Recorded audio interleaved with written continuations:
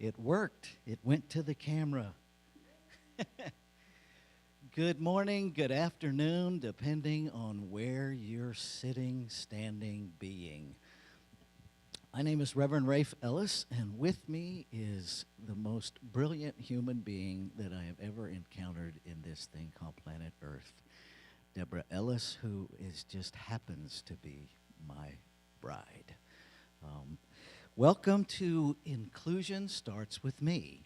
And because we're live streaming from Grass Valley, California, the folks at Columbia Center for Spiritual Living in Columbia, Maryland are not here in the building. So let me do a couple of appreciations and give this a bit of context. This event is the heart expression of Columbia Center for Spiritual Living. I want to thank Reverend Dr. Nadine Rogers and her team of folks there at the center. I really want to thank Jody Davidson for reaching out and all of the heavy lifting that she has done getting this put together. Julia Mattis, who joined us to put the finishing touches on everything. And so what you're about to experience is Debra and myself sharing our personal journeys of becoming inclusive. And I want to caveat that with, we're still on that journey. We are still becoming inclusive. I'm noticing that the live stream is buffering a little bit, and just be patient with that because the internet is what it is, and it will catch up. If I had the power to control internet buffering, I wouldn't have to have a job. So hopefully that will resolve itself shortly. We're going to each do a 15-minute share about our personal journey.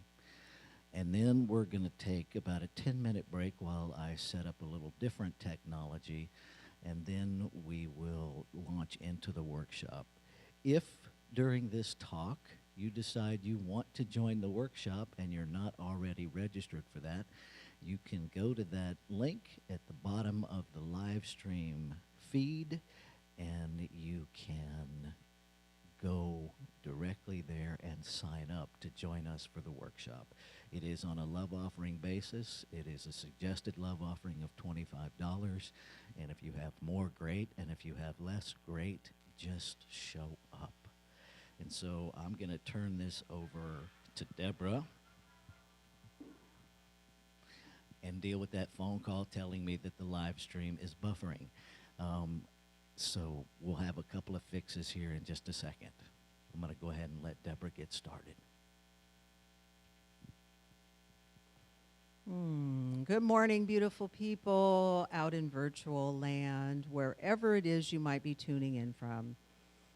My name is Debra Ellis, and I am so grateful to be here this morning with you to share in this journey of inclusion with each other. And so I'm going to begin with saying that my journey of inclusion began when I arrived here on planet Earth.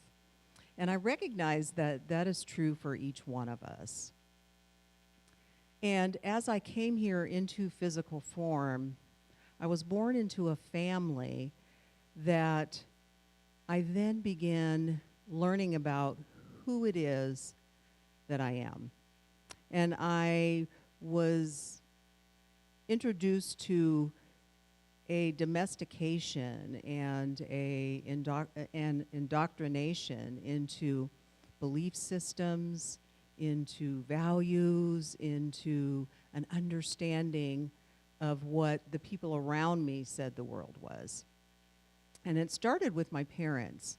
It began with being born into a family of mixed race people.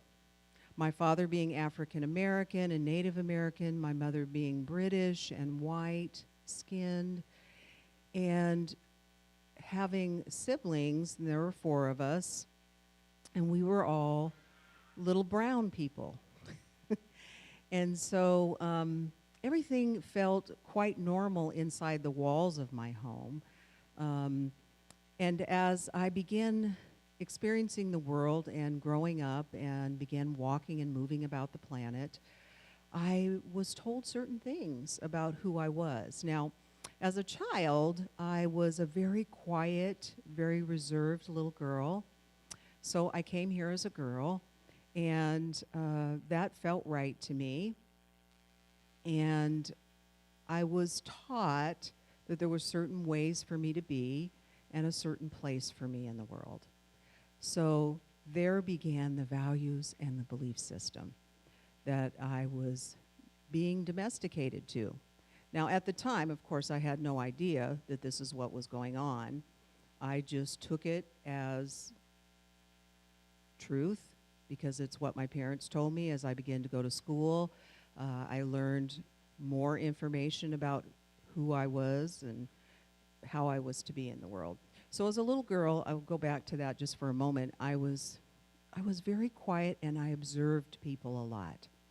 And my mother took very good care of all of us, and she used to make all of our clothing, and we would be matchy-matchy, my sister and I. My brothers would be matchy-matchy, and Mom and Dad would wear nice clothes, too, that my mom had mostly made at the time. And we were just a good-looking family. And so I felt good about that. And what I began to notice was that people stared at us a lot because we were little brown people and we were with this white woman. And were those really her children? What's going on here? And so I grew up in the military, and so we traveled around a lot, and that's how my parents met. And at the time that my parents met, they were married for over 50 years. And when they met, it was illegal for them to be married in the United States. So they had to get married in Germany. And then my oldest brother was born in England and then began the travels of the military and the Air Force. And everywhere we went, people did stare at us. And I didn't quite know what to make of that. And then I began to hear about words like mulatto as a description of who we were. And I wasn't sure what that really meant. And my mom was busy with loving on us and caring for us and making sure all of our needs were met and that we went to school and we were well provided for as my dad ventured out into war and did his duties in the military.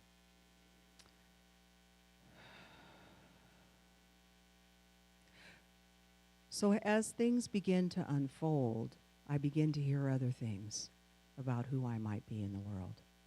And they weren't always pretty or fun. And I didn't always feel included in the places that I found myself, whether it be in school or whether we went to church or wherever it was that we were. And my mother was an atheist and my father was a Catholic. And so we went to Catholic church, which wasn't a negative for me until it was. And what began to happen was I began to gather more beliefs about what a bad person I was and that my thoughts were wrong and that I was a sinner. And my mother would say, "Oh, nonsense, pay no attention to all of that." And my father had a different perspective about that. And my father would give me messages like, "Now I want you to be cautious about white people." And he would begin to tell me things about how I might be treated in the world. And those things began to happen. And more domestication happened. More indoctrination happened. And now, you know, simultaneously, I was also indoctrinated into the military life, which is a whole life and a world unto itself. So that happened as well.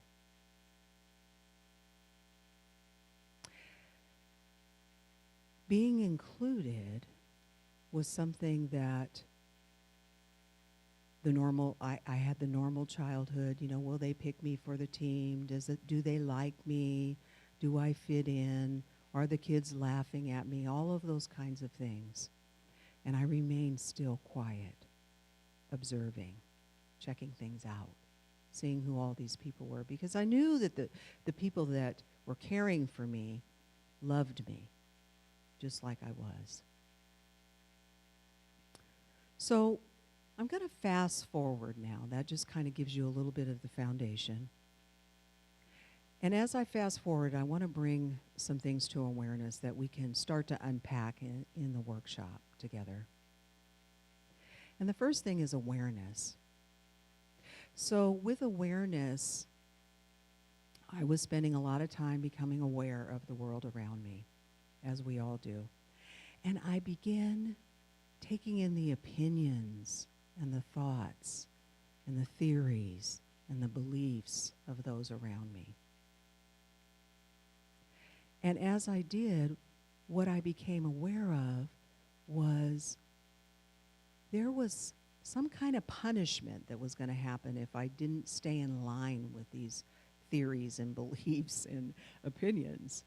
And I got that really quickly, that there was a reward-punishment kind of system going on. And it was important to be loved, because in this inclusion process, what I really was longing for and did not have the awareness of is that I wanted to belong. I wanted to fit in. I wanted to be a part of. I wanted to be known and seen and cherished. And so I began doing things that maybe were not exactly what I might have thought about it. But I did them because I wanted to be rewarded. I wanted to be a good girl. I wanted to be loved. And then the messages kept coming about being a little brown person with a white mother and a black father telling me to be careful of white people. And I would be like, well, how does that work when you're married to mom? And what I'll tell you just quickly now is that he was trying to keep me safe. He was trying to protect me from a world that he was anchored into and living and being mistreated along the way. And my father was a very black man. And unbeknownst to me, because it wasn't talked about, some of the things that he was navigating, places where he was not included, places where he was blocked from, didn't have access to, whether it be in the financial world, whether it be his job as a senior medic in the military, trying to get a promotion, trying to be accepted and included, trying to find a home for his family. So many different things that I know about now that I didn't know about then. But I was being impacted by it because choices were being made and things were being transmitted to me, even if just vibrationally, and I didn't have the words to describe them. So the fast forward I was speaking about, I remember the first time that I heard the word biracial when I was 19 years old. And I thought, is that who I am? I'm biracial? Wow, what does that mean? Amongst all the other things I had been called on the journey. So I continued on, and there were many times when it was very, very, very painful. And I began to find that having a little drink here and there just relieved that pain. And unbeknownst to me, there was a strong history of alcoholism in my family. Didn't know that. On my parents' side, both of them. Now, I wasn't allowed to meet any of those family members because there was so much chaos and racism and confusion about on my mom's side of the family and my dad's side of the family. And she was a white woman, he was a black man. And so I never got to meet all of those people. My father came from a rather large family, and my mother as well. And so I didn't get to know about the dynamics that were going on about this alcoholism. So I stepped into recovery. And as I stepped into recovery, at some point when I surrendered, I began to find out all kinds of things about myself. I fell in love with a woman. Who knew? I was a straight heterosexual. I had my gender thing down, I thought, right? Oh, and then there was the meeting of this beloved sitting next to me and I. And when I met Rafe, Rafe wasn't Rafe. Rafe was a woman.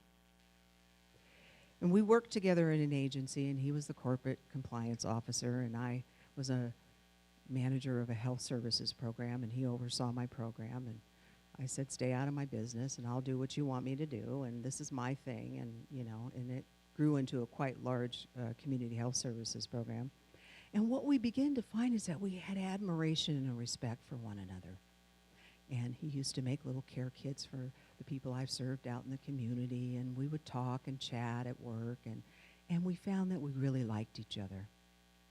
And then we went on a date. Now, I invited him out and invited him initially to the Santa Rosa Center for Spiritual Living, where I had been going for quite some time. I said, you know, I go to this really kind of cool place on Sundays, and I'm wondering if you might want to come. The minister is doing a whole unfolding for the year of all the different religions, and this month is about Native Americans, and I thought you might be interested.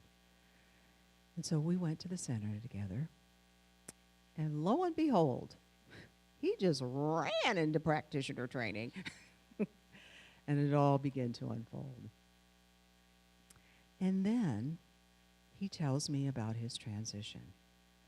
Now, mind you, I had already fallen in love with this person, and I had no clue about what was about to happen in my life.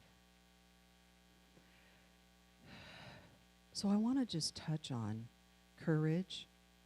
I want to touch on agreements, and I want to touch on language, because we're going to talk about these things in the workshop. Now, there were certain agreements that I had made about how you identified in the world and who you loved and how that all unfolded. And I was in for an amazing, wonderful awakening to all the infinite possibilities that could happen when we come together and love one another. And so he was honest with me as we started to date right from the start. He'd already made his decision. He was already unfolding on his journey, and I didn't get it. Now, we have lots of little sweet stories about that, but one of them that comes to mind is he was at my apartment, and we were watching TV together, and I had my head on his lap. And he says, no, I really need you to get something, and I really need you to understand. And he told me again about this transition he was going to go through, and I was like, yeah, I get it. You know, because he had a lot of masculine energy already, and I thought, I got it. And then I remember sitting straight up and saying, oh, you're a man. That's just a little sweet moment that we had together, and it was like, oh my goodness, what does this mean? Well, I have to tell you, it meant a lot to my family. That was all good, because I had been loving a woman, and they did not like that. So that was all good. And it was a mighty, mighty unfolding. So we've been together for 16 years now, and I've been there every step of the way. And I've had my own journey. And I'm gonna end with this little story. So I had lots of gay friends before I fell in love with that woman, and I thought, I got this gay thing. I get this. These are my people. I love the gay people, all that. But you know, it's a really completely different story when you're living it. Not from the outside in, but when you're actually living it. And so I got things in a way that I hadn't gotten them before. And I had this instant family because I had already had a lot of gay people in my life. And so in this LGBTQ journey, I thought, well, he's going to be a transgender person. And I have this instant family. Well, all of the gay women that were in my life, that were my friends and my family, I mean long-term years of friendship,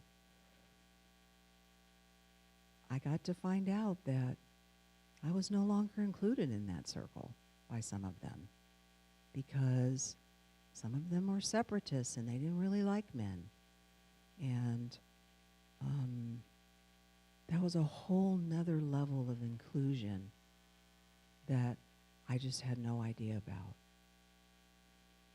And so as we just continue to walk and continue to walk on this journey together, there's always so many amazing new eye-opening experiences that I now understand the operation is out of our belief systems. It's out of our values. It's out of our domestication that we all are under the influence of.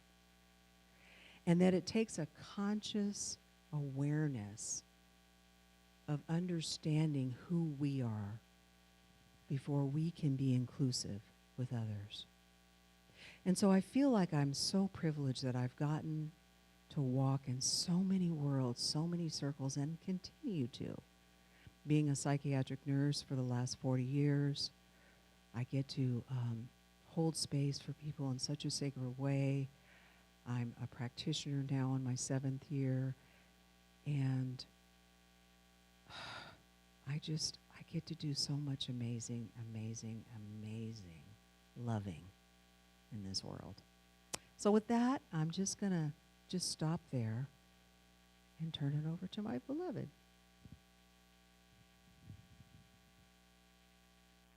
And I'm going to invite us all just to take a breath together.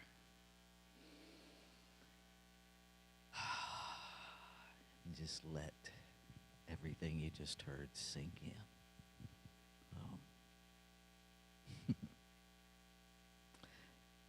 So my name is Rafe Ellis, and that is not the name I was given at birth.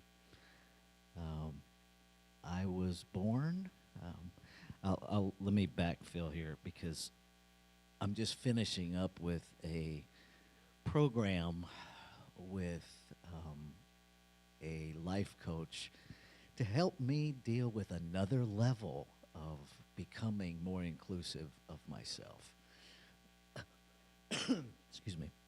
Because my life has had this thread of invisibility when, being born in a body that didn't represent what was in the body essentially rendered me completely invisible in life.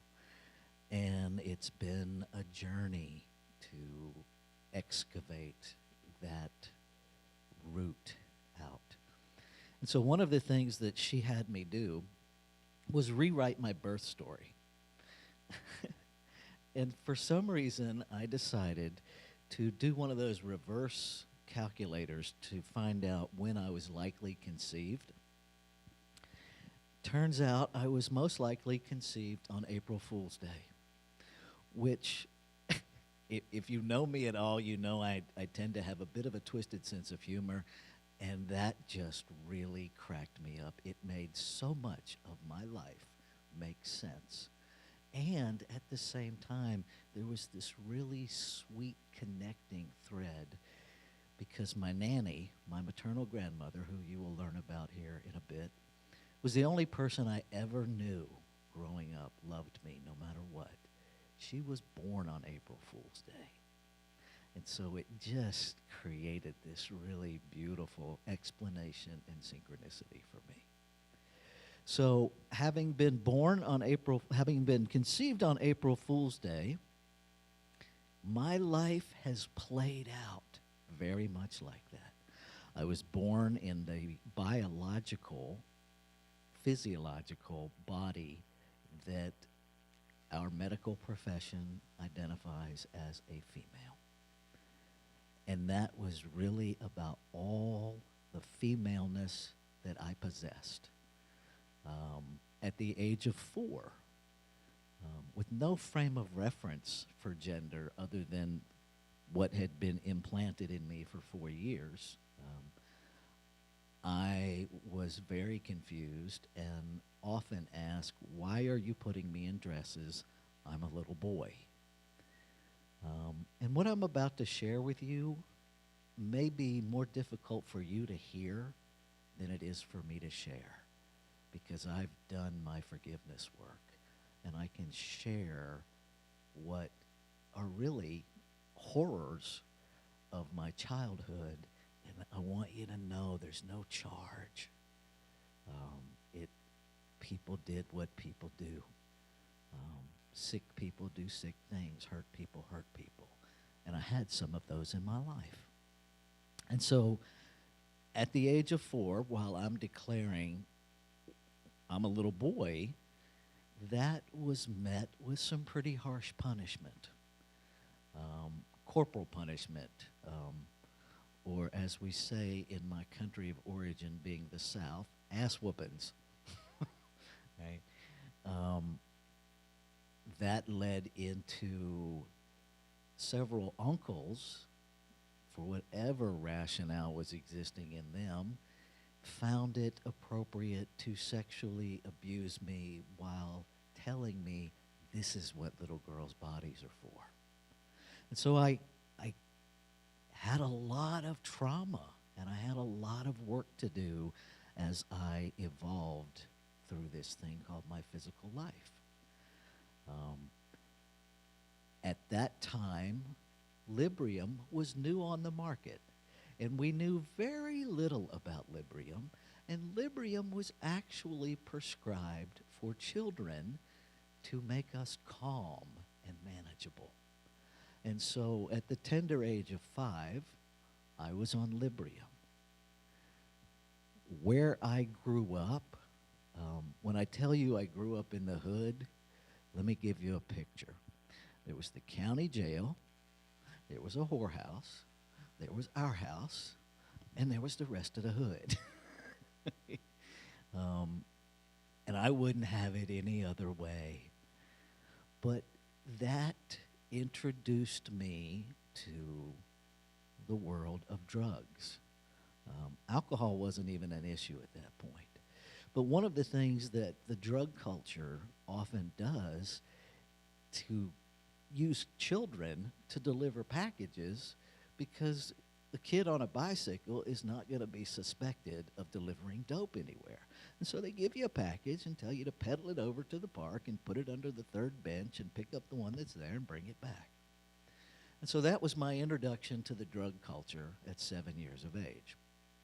That evolved into little reward candies that were laced with heroin, and began my physiological addiction to heroin. I was an IV heroin addict by the time I was 9 years old. I knew how to shoot a gun before I knew how to spell my name. And again, take a breath with me. All of it is gloriously perfect and evolved me right to where I am today. I engaged in criminal activity. I engaged in hurting people because that's what I learned to do until I learned not to do it. I was predominantly raised by the black women in the community. We were the only white family in the neighborhood. I didn't fit in my own family, and these women saw something in me worth nurturing. And I will tell you, the greatest thing I learned being raised by the black women in our neighborhood is resilience. They taught me to never become what hates you, to never become the hate. And I didn't get it at the time, but the way they phrased it was never become that. See, and that in terms of language, that's a significant difference than never become them. See, they understood at a level that I don't think I will ever fully grasp that people are not their behavior. That we hold people accountable, but it's not about not becoming them. It's about not becoming the behavior. It's about not becoming the hate that drives the behavior.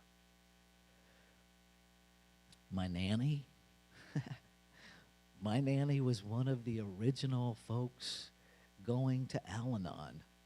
Apparently, my grandfather was a mean, nasty alcoholic.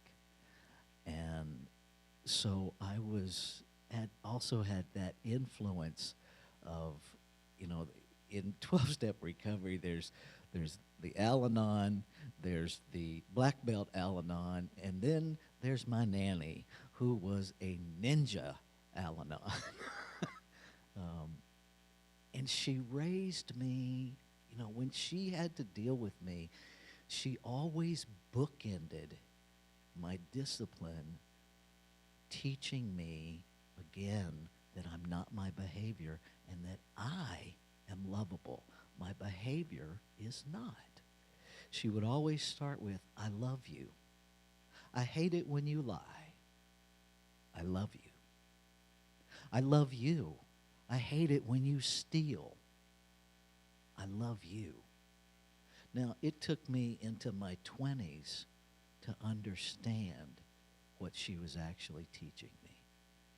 That who I am is fundamentally lovable, and that I am not my behavior, and that I am at choice about how I behave because the fundamental me is not my behavior.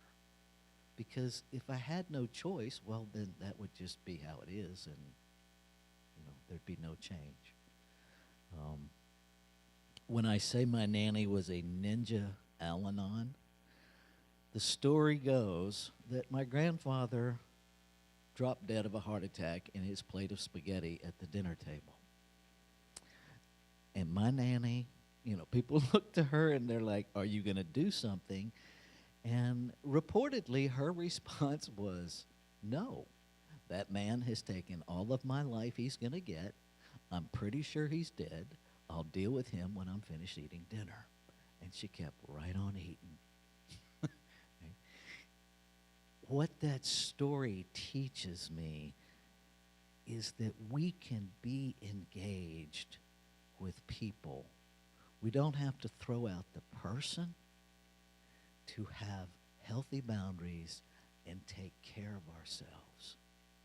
And that story has held me to a level of accountability to get rid of that list that I used to have of people that I'd thrown out of my life.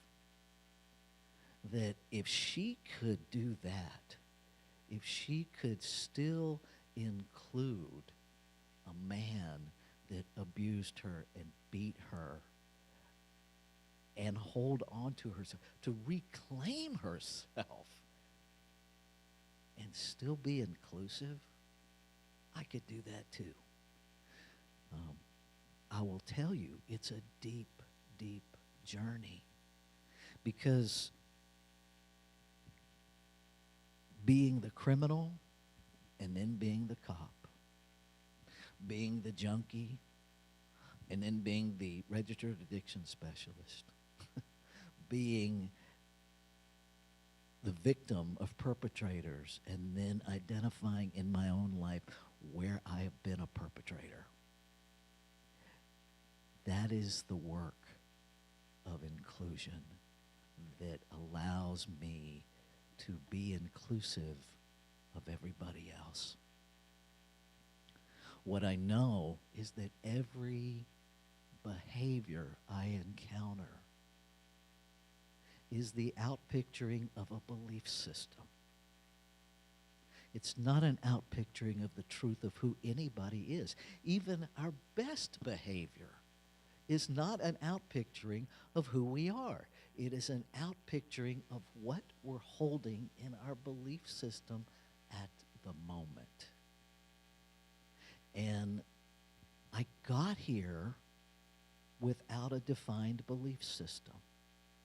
And through the years of experience and what other people told me and what I extrapolated and assigned to my experience continues to evolve as my belief system today. And when I have been and when I am willing to move beyond the behavior to what belief is likely outpicturing as this behavior, so far, 100% of the time, I have been able to identify some version of that belief in my own experience. And so to exclude anybody, first I have to exclude myself. I have to deny, I have to pretend, if you will, that I'm something and somebody that I'm not. Because in this truth of oneness, which my life, may it always be an absolute dedication to living oneness, beyond talking about it, beyond thinking about it, to live it. And that means no one is separate from me. And so every belief that shows up in oneness has to be my belief somewhere, even if it's only in consciousness and I'm unaware of that belief. And so the power that I have learned to tap into is personal accountability, personal honesty. And I'm very careful to use the word honesty instead of truth, because sometimes my best honesty has nothing to do with truth. It has nothing. Sometimes my honesty and truth aren't even in the same airspace. And if I will start with being honest with myself about what is operating, then I'm empowered to change it. If you're watching this live stream and you're not a Science of Mind person, Ernest Holmes was the founder of Science of Mind. And what Ernest Holmes taught was that we neutralize thought to create a different experience. Because if creation is all there is and it's eternal, then there's no way to eliminate a thought that's eternal. If we could eliminate any element of eternality, it would no longer be eternal. Right? So we neutralize it. Just like, go back to for me it was 10th grade biology, chemistry, when they taught us if you have an acid and you want to neutralize that acid to a base, you add, right? You want to neutralize acid, you add a base, and it neutralizes it. And so with this thing called thought, right? If I have a thought that is hurtful to myself or someone else, I neutralize that with, dare I say, a new thought. We're new thought, folks. I dare you to have one. I dare you. Even if it isn't the best new thought, just start having some new thoughts, right? Begin to neutralize the things that separate us from ourselves, from one another, Because whether we like it or not, everybody, and I do mean everybody, is already included. There's no way, there's actually, in truth, right? Let's move out of honesty for a minute into truth. In truth, there is no way to exclude anyone because we all are a part of one body. We are all God's Spirit, whatever name you put on it. We are that in form. We are eternal. We cannot be eliminated. And so technically, we can't be excluded. We can be ignored. We can ignore each other. We can act exclusively. But we don't actually have the power to exclude one another, just to have an experience of it. And so the workshop that we're doing, and I'm going to start wrapping this up because we need a little bit of time to change gears. Hang on one second. Beloved Reverend, I have something I want to say too. When you're complete, you good? Okay. Oh, love us a good Reverend, don't we? Oh, you know what? I was just really listening to you once again, as I have had the honor and pleasure of for so many moons gone by. There's so much to unpack in what you said, and there's so much for us all to unpack. And what I'm really excited about in this workshop, and really excited about what we bring together, is this devotion that we have had for this journey, and that we have been gently reminding each other as we have been moving along that this is a process of healing, a process of revealing as you're ready. So we have this mechanism in this human personality. It's called, or this behavior, this coping behavior, and it's called denial. And it's actually there. We talk about it like it's a bad thing, but really it's there to serve us. And I've begun to think about everything, whether it's the hair under our armpits, on our legs, whatever it is that we think is so not okay, that it was created for to serve us, to protect us in some way, to serve us in some way in this human earth suit that we're in. And so when I think about all of that, this denial, it's really there, and I see this with the patients that I get to serve.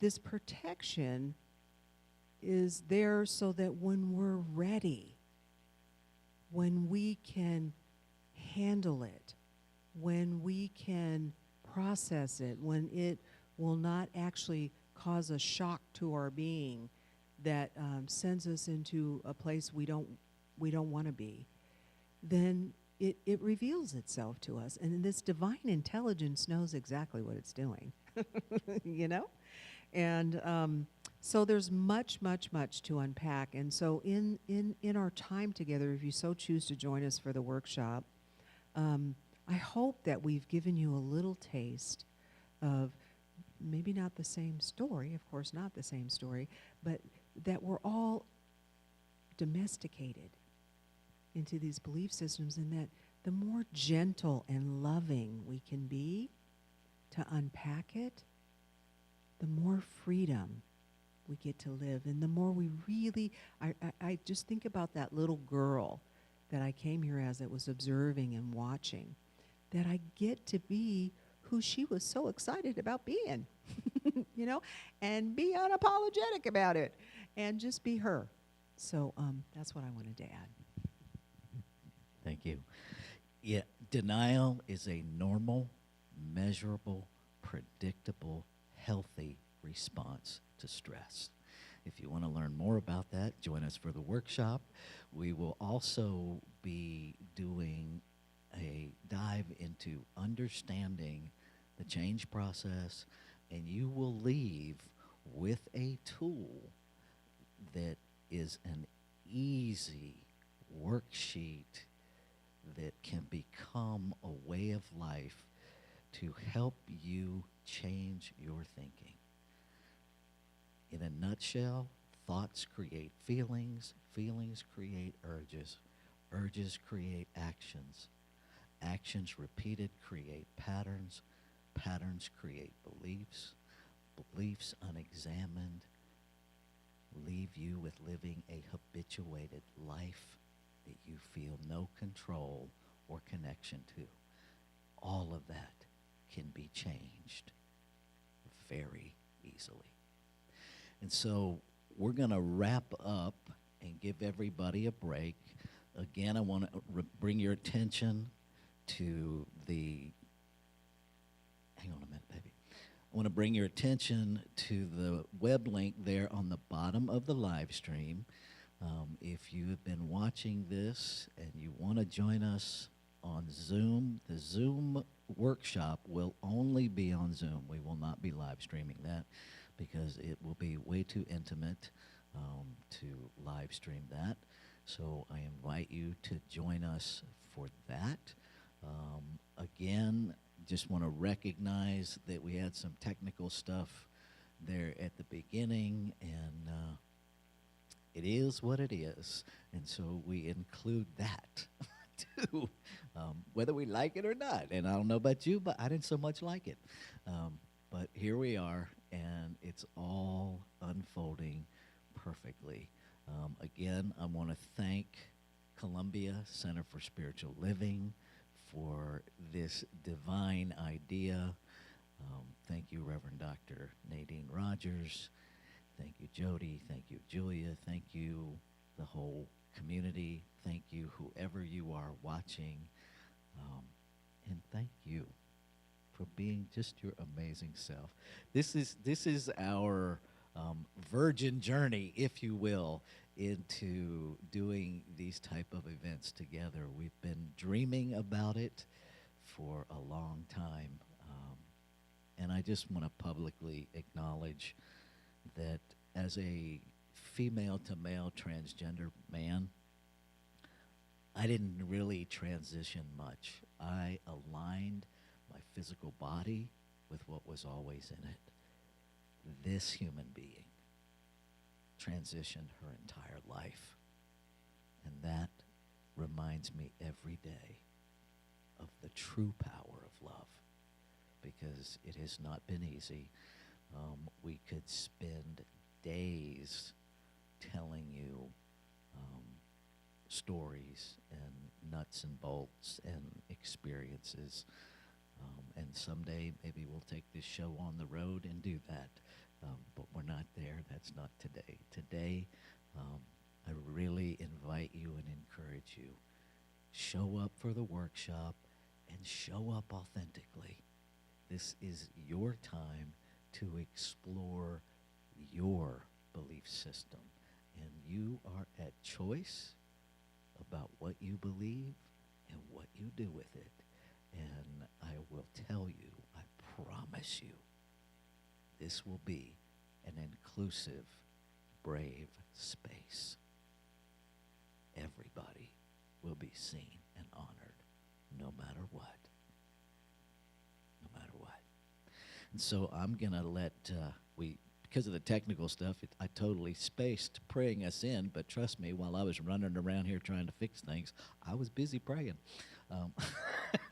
Let me give this to Debra to pray us out of this part, and when she is complete, I will end the live stream, and then I will see everybody over on Zoom.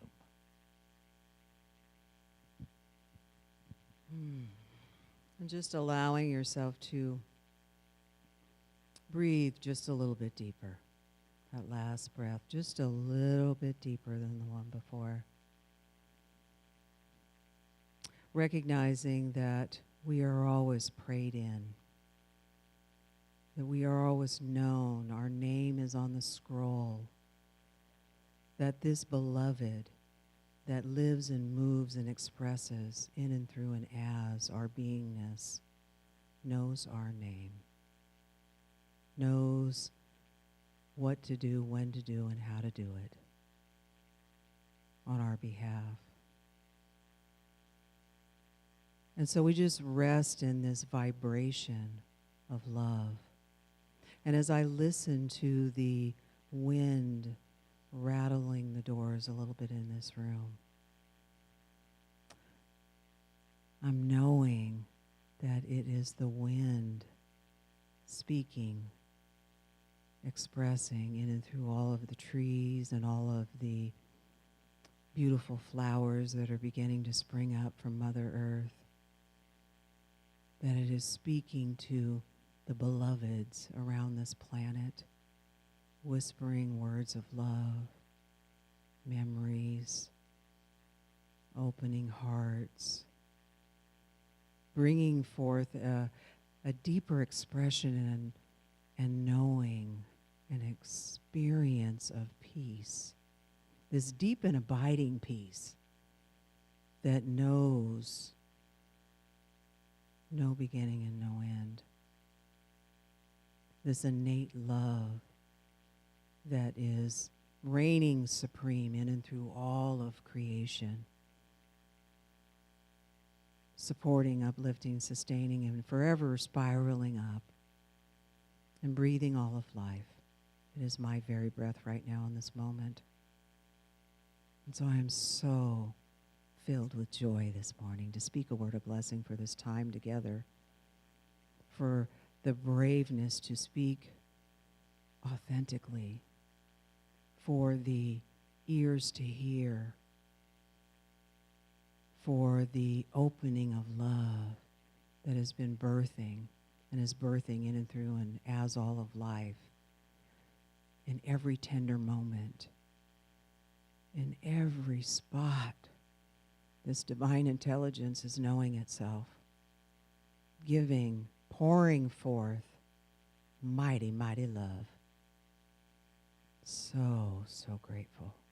So grateful to just rest in this and to remember and to hold this for all eternity, knowing that this one power and presence is all there is.